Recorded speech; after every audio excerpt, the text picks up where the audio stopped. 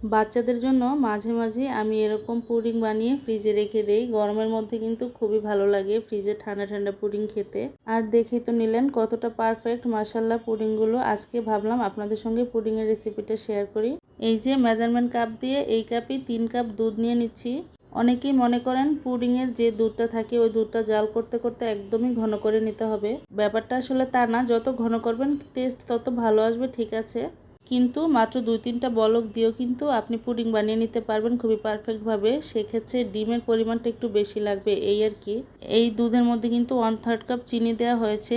চিনিটা সম্পূর্ণ আপনাদের টেস্ট অনুযায়ী দিবেন আপনারা। দুধে বলক চলে আসলে ঘড়ির টাইম ধরে মাত্র 10 মিনিট জাল করে নিলেই হবে। অনবরত নাড়তে থাকবেন, তা না হয় কিন্তু সরটা জমে যাবে আর কি। তারপর ছাঁকনিতে কিন্তু সরটা ফেলে দেওয়া লাগবে। একটু দাঁড়িয়ে থেকে জাল করলে কিন্তু আর সর পড়ার চান্স থাকবে না। দুধটা উঠিয়ে সম্পূর্ণ ঠান্ডা করে নিব। এইদিকে আমি ক্যারামেল তৈরি করে নিচ্ছি। 1/3 কাপ থেকে একটু কম চিনি দিয়েছি। চিনিটা বেশি ডার্ক করে পুড়ে ফেলবেন না, তাহলে কিন্তু ক্যারামেলটা তেতো হয়ে যাবে।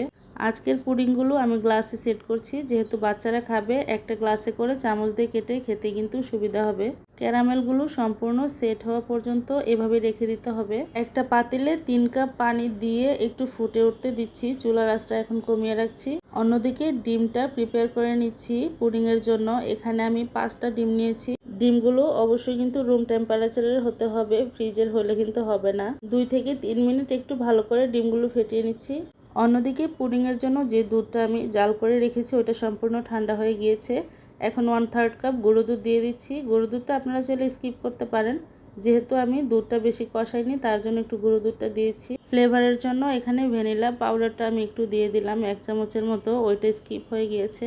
একটা ছাঁকনি দিয়ে খুব ভালো করে ছেঁকে নিতে হবে। এই যে ডিমের আর দুধের যে লাম্পসগুলো আছে এগুলোর জন্য কিন্তু পুডিংটা স্মুথ হবে না।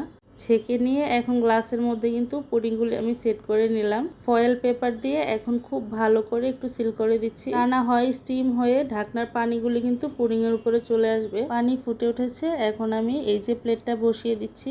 এই কাজটা খুবই সাবধানে করা লাগবে। চুলার আঁচটাও দেখিয়ে দিলাম, মিডিয়ামের থেকে একটু কমিয়ে ঘড়ি ধরে প্রায় 20 মিনিট আমি অপেক্ষা করেছি। 20 মিনিটের মধ্যে কিন্তু পুডিংগুলো একদম পারফেক্টভাবে কুক হয়েছে। পুডিংয়ের সাইজ অনুযায়ী কিন্তু টাইমটা কম বেশি লাগতে পারে। রুমের নর্মাল তাপমাত্রায় রেখে ঠান্ডা করে তারপর ফ্রিজে রেখেছি 3 ঘন্টা। আপনাদেরকে এখন সার্ভ করে দেখাচ্ছি। এই যে দেখেন, দেখেই তো বোঝা যাচ্ছে তাই না কতটা পারফেক্টভাবে সেট হয়েছে। এই যে এই পুডিংটা একটু কেটে আপনাদেরকে দেখাচ্ছি। এই যে দেখেন কতটা পারফেক্ট হয়েছে মাশাআল্লাহ।